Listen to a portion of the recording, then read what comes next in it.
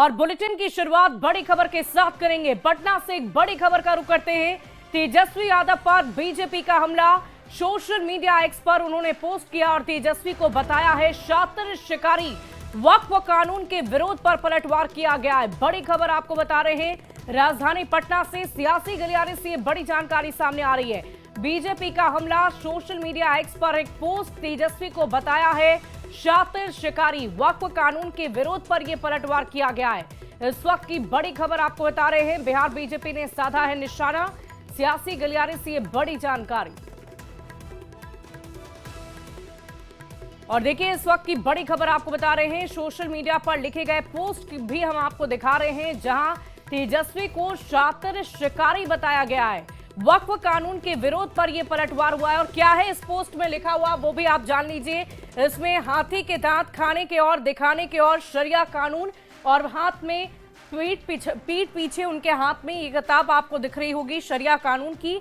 शिकारी शातिर है, बीजेपी की तरफ से ये लिखा गया है। क्या लिखा गया है हम आपको विस्तार में बताते हैं। शिकारी शातिर है, दाना दिखा रहा, जाल छिपा रहा, दाना उसका बहाना है, जाल उसकी चाल है। तो बीजेपी की तरफ से ये बड़ा हमला बोला गया है। और आपको बता दें, वक्फ कानून को लेकर बीजेपी की तरफ से ये पलटवार किया गया है और इसी के विरोध पर यह पलटवार हुआ है। बिहार बीजेपी ने निशाना साधा है। और इधर जेडीयू के मुख्य प्रवक्ता नीरज कुमार ने भी सोशल मीडिया एक्स पर पोस्टर कर लालू राबड़ी परिवार पर जोरदार निशाना साधा है। आपको बता दें कि एक पोस्टर भी साझा किया गया है, जिसमें आप देखिए, बोल रहा हर बिहारी, नीतीश है तो निश्चिंत है, मोदी है तो विश्वास है, आल LRP यानी कि लारा परिवार मतलब सब सत्यानाश है, तीर जिसके वार से बार बार हारा धूर्त परिवार, तीर जिसके निशाने से बना समृद्ध बिहार, तीर जिसकी धार से बही विकास की बयार, और फिर तीर चलाएगा बिहार 2025 में पुनः नीतीश सरकार। तो जेडीयू के प्रवक्ता नीरज कुमार की तरफ से इस पोस्टर को साझा कर ये कुछ लाइनें लिखी गई है, जिसमें राष्ट्रीय जनता दल पर भी निशाना साधा गया है।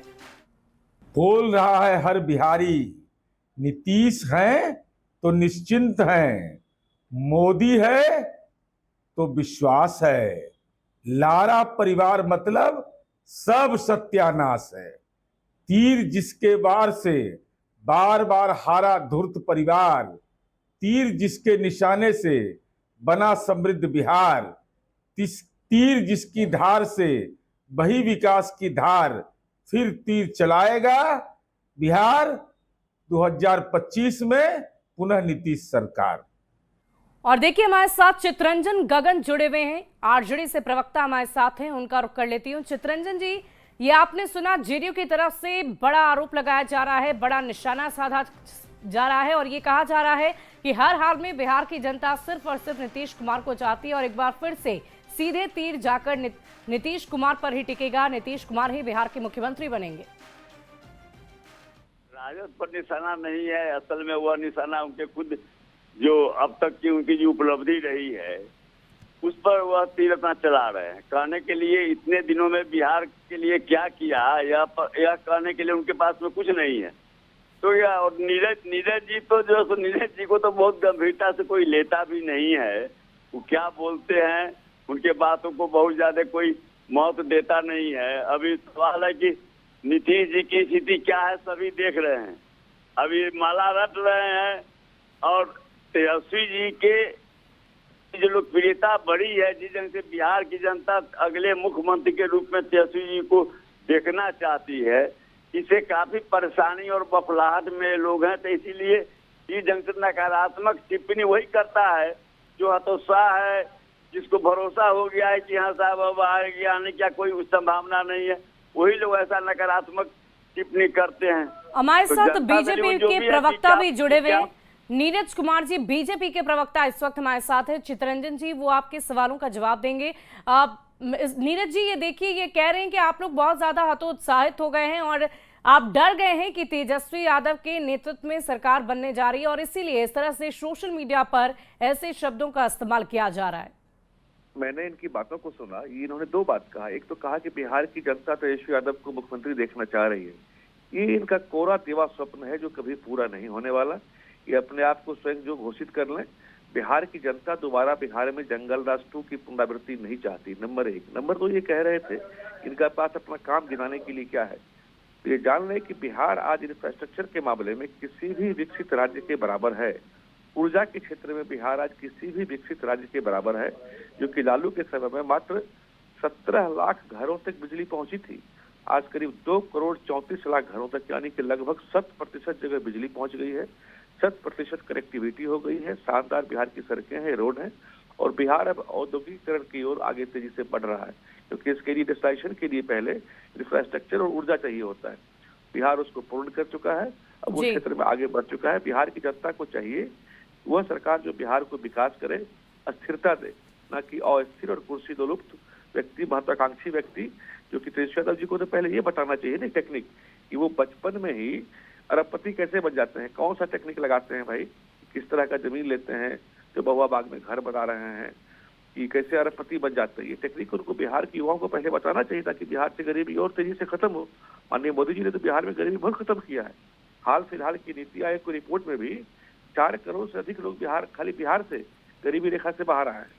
चितरंजन जी, बड़ा आरोप लगा रहे हैं आप पर, तो आपसे ये कह रहे हैं कि अब नहीं, नीरज जी जो बोल रहे हैं जी, इन लोगों के बातों पर बिहार की जनता कितना भरोसा करती है। अब यह जो सवाल कर रहे हैं, इससे अगर पूछा जाए कि जो व्यक्ति गुमटी लगाकर कपड़ा बेचता था, कफन बेचता था गुलवी घाट में, आज वह बड़े बड़े फॉर्म का मालिक कैसे हो गया, जवाब देंगे। यह जवाब देंगे कि आज जो है सो 5 स्टार हर जिला में जो तो भाजपा का ऑफिस कहाँ से बन गया, यह जवाब देंगे। स्थिरता की बात कर रहे थे, लेकिन चितरंजन जी, बात तो यहाँ विकास की हो रही है, विकास को लेकर लोग आगे बढ़ रहे हैं। और इससे बड़ा मजाक और क्या हो सकता है कि जिस नीतीश कुमार को यही भाजपा के नेता पलटू राम कहते थे, यही भाजपा के आदरणीय नरेंद्र मोदी जी ने 56 घोटाले। चलिए चितरंजन जी, बहुत बहुत शुक्रिया हमारे साथ जुड़ने के लिए। नीरज जी, आपका भी बहुत शुक्रिया हमसे बातचीत करने के लिए।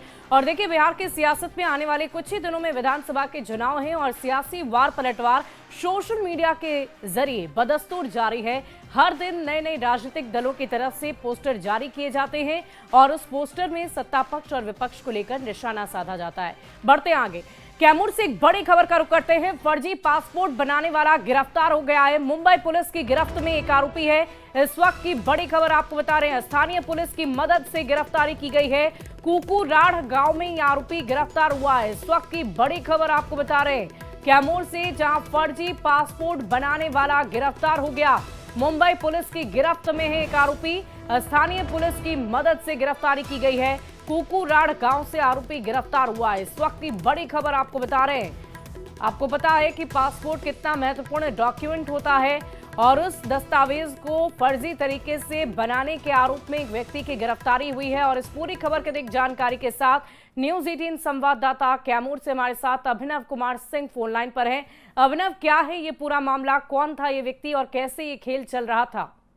जी बिल्कुल, बता दें कि खेल काफी लंबे समय से चल रहा था। और ये जो व्यक्ति है वो कैमूर जिले के कुकुराड़ गांव का रहने वाला है, जो आपको सोनन थाना क्षेत्र में पड़ता है। और मुंबई के गोरई थाना क्षेत्र में इसके खिलाफ एक FIR दर्ज हुआ, जिसमें ये बात पाया गया कि ये फर्जी पासपोर्ट का काम कैमूर से करता है। तो वहीं कल मुंबई पुलिस और कैमूर पुलिस के संयुक्त अभियान से इसे गिरफ्तार किया गया भभुआ से। जी चलिए, बहुत बहुत शुक्रिया अभिनव हमारे साथ जुड़ने के लिए, तमाम जानकारी के लिए। और इसी बीच राजधानी पटना से एक बड़ी खबर का रुख कर लेते हैं। पटना में फिर दुस्साहस पुलिस कर्मियों को कुचलने की कोशिश की गई है। पुलिस पर कार चढ़ाने की कोशिश की गई। पुलिस वालों ने भागकर अपनी जान बचाई है। गाड़ी चेकिंग के दौरान कार चालक की करतूत देखने को मिली। CDA बिल्डिंग के पास की यह घटना बताई जा रही है। इस वक्त की बड़ी खबर आपको बता रहे हैं, पटना से बड़ी जानकारी। पटना में फिर दुस्साहस, पुलिस कर्मियों को कुचलने की कोशिश, पुलिस पर कार चढ़ाने की कोशिश की गई है। पुलिस वालों ने किसी तरह भागकर अपनी जान बचाई है। गाड़ी चेकिंग के दौरान कार चालक की यह करतूत देखने को मिली। आपको बता दें कि ये पूरी घटना CDA बिल्डिंग के पास की बताई जा रही है। और बड़ी खबर दानापुर से है, जहां मनेर में जमीन विवाद को लेकर 2 गुटों में जमकर गोलीबारी हुई। बताया जा रहा है कि जमीन को लेकर पुराना विवाद चल रहा था, जो खूनी संघर्ष में बदल गया, जिसके बाद दर्जनों राउंड गोलियां चली, जिससे इलाके में अफरा तफरी का माहौल हो गया और घटना का CCTV फुटेज भी सामने आया है। जिसमें गोली चलने की पूरी वारदात रिकॉर्ड हुई है और सूचना मिलते ही पटना पुलिस मौके पर पहुंची और हालात पर काबू पाया है। सर्च ऑपरेशन के दौरान पुलिस ने 4 लोगों को गिरफ्तार कर लिया। मौके से कारतूस और कई खोखा बरामद हुए हैं। सिटी एसपी ने घटना की जानकारी देते हुए बताया कि विवाद में शामिल 4 लोगों को गिरफ्तार भी कर लिया गया है। अन्य लोगों की पहचान लगातार जारी है। सीसीटीवी फुटेज के आधार पर आगे की कार्रवाई होगी। फिलहाल इलाके में भारी पुलिस बल की तैनाती कर दी गई है। पुलिस ने लोगों से शांति व्यवस्था बनाए रखने की अपील की है। तो तस्वीरें हम आपको दानापुर से दिखा रहे हैं। घटना का जो सीसीटीवी फुटेज सामने आया है वो हम आपको इन तस्वीरों के जरिए दिखा रहे हैं और गोलियों की तड़तड़ाहट भी आपको सुनाई दी रही होगी। हालांकि लोगों से फिलहाल शांति बनाए रखने की अपील की गई है। जमीन विवाद से जुड़ा हुआ ये पूरा मामला है जिसमें गोलीबारी की वारदात को अंजाम दिया गया और एक नहीं बल्कि दर्जनों राउंड गोलियां चली है। घटना का सीसीटीवी फुटेज भी सामने आया है। जो तस्वीरें हम आपको दिखा रहे हैं, मामले में 4 लोग गिरफ्तार हो चुके हैं और फिलहाल लोगों से शांति व्यवस्था बनाए रखने की अपील की है। से फायर किया गया है और इस घटना को गंभीरता से लेते हुए एसएचओ मनेर के नेतृत्व में एक टीम का गठन किया गया था और इसमें हम लोगों की टीम ने रात्रि भर इसमें छापेमारी की है और उसी का परिणाम रहा कि इसमें 4 जो घटना स्थल से खोखे बरामद किए गए। इसके अलावा 4 जिंदा कारतूस भी इसमें बरामद किए गए हैं और इसके अलावा 4 अभियुक्तों की इसमें गिरफ्तारी की गई है। और देखिए, जून का महीना आज खत्म हो गया और आज से ही जुलाई की शुरुआत हो गई है। हर महीने की तरह पहली तारीख को देश में कई बड़े बदलाव लागू हो जाते हैं और इसी कड़ी में जुलाई 2025 से कई नए फाइनेंशियल नियम लागू होने जा रहे हैं जिसका आपकी जेब पर सीधा असर हो सकता है। इनमें यूपीआई चार्ज बैंक, नए तत्काल ट्रेन टिकट बुकिंग और पैन कार्ड के नियमों में बदलाव शामिल है। आज से क्या क्या बदलाव हो रहे हैं वो हम आपको बता दें। रेलवे से लंबी दूरी का सफर करना अब महंगा होगा। अगर आप ट्रेन से यात्रा कर रहे हैं और लंबी दूरी की यात्रा कर रहे हैं तो ये सफर भी अब महंगा होने वाला है। ट्रेनों में नॉन एसी और एसी क्लास के टिकट के दाम बढ़ जाएंगे। इसके अलावा नॉन एसी के टिकट पर प्रति किलोमीटर 1 पैसे बढ़ा दिए जाएंगे।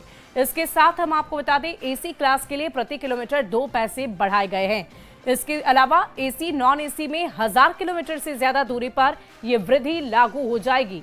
तो आप समझिए कि आपके टिकट का दाम अगर 2000-3000 है तो उस अनुसार आप जोड़ घटाव करके समझ सकते हैं कि अगर इससे ज्यादा दूरी पर आप जा रहे हैं तो कितना टिकट महंगा होने वाला है। बिना आधार अब नहीं मिलेगा ट्रेनों का तत्काल टिकट।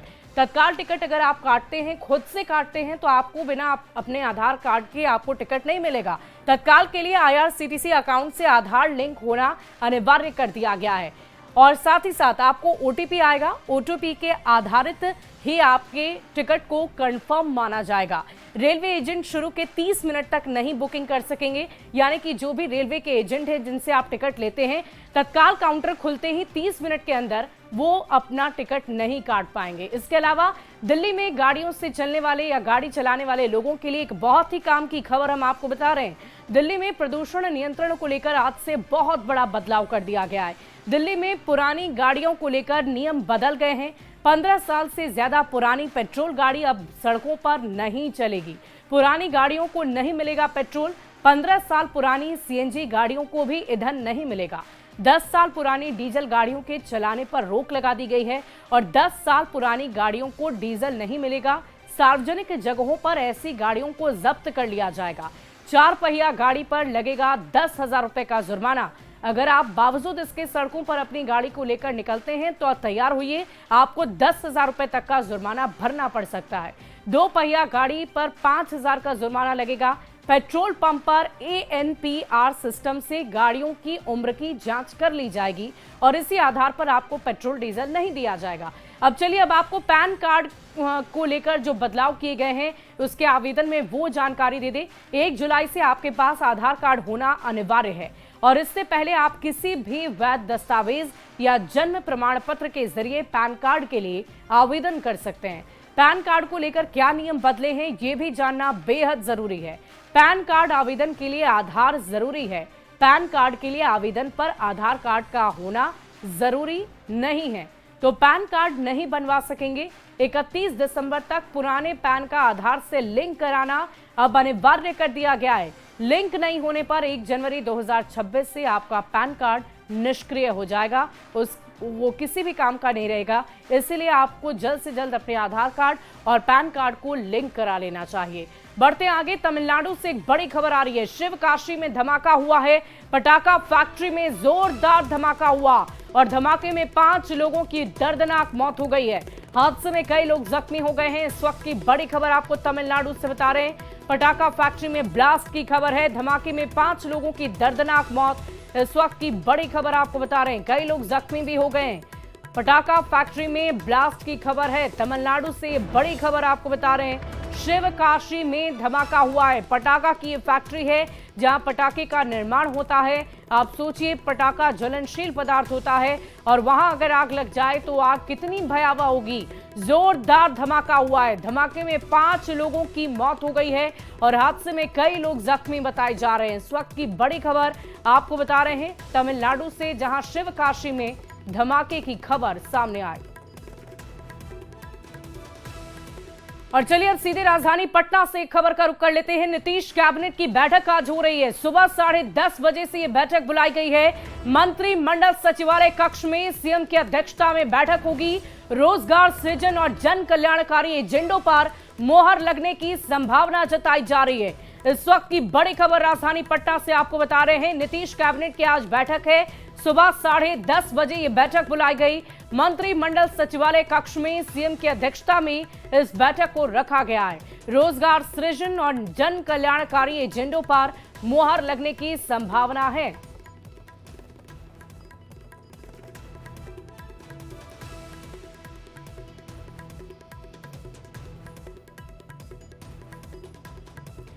और इसी बीच दिल्ली के भारत मंडपम में राज्यों के सहकारिता मंत्रियों का सम्मेलन हो रहा है, जिसमें शामिल होने के लिए बिहार के सहकारिता मंत्री प्रेम कुमार भी पहुंचे हुए हैं। प्रेम कुमार ने कहा कि सहकारिता के माध्यम से धान और गेहूं की खरीद हो रही है, लेकिन बिहार में पहली बार अब सब्जी की खरीद करनी है। पहले बिहार की 30% सब्जी बर्बाद हो जाया करती थी और अभी 89 प्रखंड में कोल्ड स्टोरेज और गोदाम बनाने का फैसला लिया गया है, जिससे सब्जी को स्टोर कर उन्हें विदेश भी भेजा जाएगा। अभी प्रखंडों में तय किया है, तो 89 प्रखंडों में 10,000 स्क्वायर फीट जमीन में हम लोग 10 टन का कोल्ड स्टोरेज, 20 टन का गोडाउन और बाकी ऑफिस में ग्रेटिंग सॉर्टिंग के लिए दिया जा करके, यानी कि बनकर हमारा विक्रम में तैयार पटनाम हो गया है। अगले महीने लगभग 15 बन जाएंगे।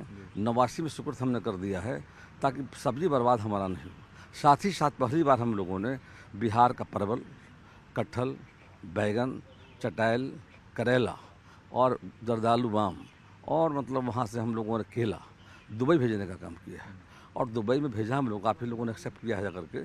आगे फिर डिमांड आ गया है और आगे मतलब नेपाल से भी डिमांड आया हुआ, सिंगापुर से बात चल रही है, यानी काफ़ी स्कोप है। और देखिए, बिहार में सड़क निर्माण में इंजीनियरिंग का अनोखा मामला सामने आया है। बिना पेड़ काटे ही विभाग और ठेकेदार ने बना दी है चमचमाती सड़क और अब ये सड़क रफ्तार कम, हादसे को ज्यादा दावत दे रही है। मामला जहानाबाद का है। पटना गया NH 83 मार्ग पर सड़क चौड़ीकरण के बावजूद दर्जनों पेड़ बीच सड़क पर खड़े हैं, जो यात्रियों के लिए जानलेवा बन चुके हैं। कनौदी से इरकी तक की 7.48 किलोमीटर सड़क पर 2 साल पहले चौड़ीकरण का काम शुरू हुआ, लेकिन वन विभाग से NOC नहीं मिला। नतीजन पेड़ नहीं काटे गए। विभाग ने 14 हेक्टेयर जमीन की मांग की थी, जो अब तक नहीं मिल पाई है और ऐसे में निर्माण कंपनी ने बीच में पेड़ छोड़कर ही सड़क बना दी। जहानाबाद का पुरानी सड़क जो NH 83 के नाम से जाना जाता था, ये सड़क अब NH में नहीं है, RCD के पास चला गया है। क्योंकि बगल में नई NH बनकर तैयार हो गई है, आवागमन चालू है, ऐसे में इस जो रोड कंस्ट्रक्शन वर्क है, सड़क निर्माण विभाग है, उसको दे दिया गया है। लेकिन कुछ कारण से आप जो ये तस्वीरें देख रहे हैं, दूर दूर तक आपको दिखाई दे रहा होगा, सड़क के बीच में ही पेड़ है। अब पेड़ क्यों है, ये कारण हम जानने के लिए यहाँ पर काम हो रहा है, उनसे बात करेंगे। लेकिन इन पेड़ों की वजह से लोगों की परेशानी, कभी भी किसी को भी कोई भी दुर्घटना का शिकार होना पड़ सकता है। जो ये पेड़ आ जा रही है, इसके वजह से दुर्घटना हो रही है। अच्छा। बीच में एक बार ट्रक से दुर्घटना हुई थी, जो उस समय बीच में जब ये काला हो चुका था और पेड़ नहीं हटा, तो बीच में आकर ट्रक ये पेड़ से टकरा गई थी और दुर्घटना हमेशा होती ही रहती है पेड़ नहीं होने की वजह से। इसमें फॉरेस्ट क्लियरेंस के लिए 14 हेक्टेयर नॉन फॉरेस्ट लैंड का डिमांड किया गया है, जहाँ पर पौधारोपण वगैरह फॉरेस्ट के द्वारा किया जाएगा। वो अभी तक व्यवस्था नहीं हो पाया है, जिला से भी और विभाग में भी हमने सूचना दिया है, लेकिन उपलब्ध नहीं हो सका है, जिससे फॉरेस्ट क्लियरेंस का प्रोसेस पूर्ण नहीं हो सका है, जिससे एनओसी नहीं मिल पाया है। तो सड़क का निर्माण हो रहा है, जहाँ जगह मिलता है वहाँ किया है। यहाँ 200 मीटर में इधर कर दिया है, इसको तो नहीं करना था लेकिन कर दिया है। बाकी जगह हम लोग ऐसा नहीं किया है। फॉरेस्ट क्लियरेंस मिलेगा तभी पूरा काम हो सकेगा। बहुत सारा काम है, नाला है, यूटिलिटी डक्ट है, बहुत सारे काम होने हैं जो क्लियरेंस मिलने के बाद ही संभव है। क्लियरेंस नहीं मिलने की वजह से, पेड़ों की कटाई नहीं होने की वजह से, 14 एकड़ जमीन उपलब्ध नहीं होने की वजह से इन परिस्थितियों का सामना करना पड़ रहा है। हालांकि ठेकेदार ने कोशिश की है, अभी इंजीनियर वही देखने यहाँ पहुंचे, ठेकेदार ने कोशिश की है कि जो काम है वो रुके नहीं, काम किया जाए, लेकिन उनकी ये कोशिश तब और गंभीर हो जाती है और ज्यादा खतरनाक साबित हो सकती है जब इसमें दुर्घटना का शिकार होकर किसी को अपनी जान की कीमत गंवानी पड़ेगी।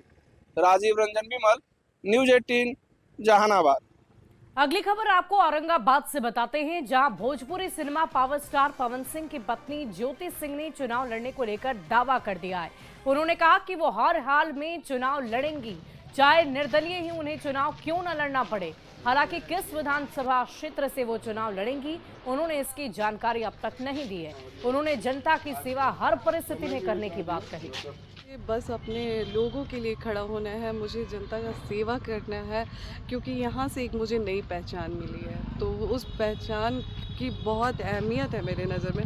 तो मुझे किसी भी पार्टी से मौका मिलता है तो मैं बस अपने जनता की सेवा के लिए खड़ी होना चाहती हूँ। निर्दलीय भी अगर यहाँ के जनता का जो आदेश हुआ और जैसा वो आदेश करते हैं, अगर वो मुझे आदेश करते हैं कि निर्दलीय हूँ तो बिल्कुल मैं निर्दलीय भी लड़ूंगी।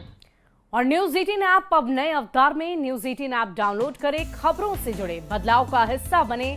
अपने शहर, देश और दुनिया की खबरें अब सीधे आपके मोबाइल फोन पर।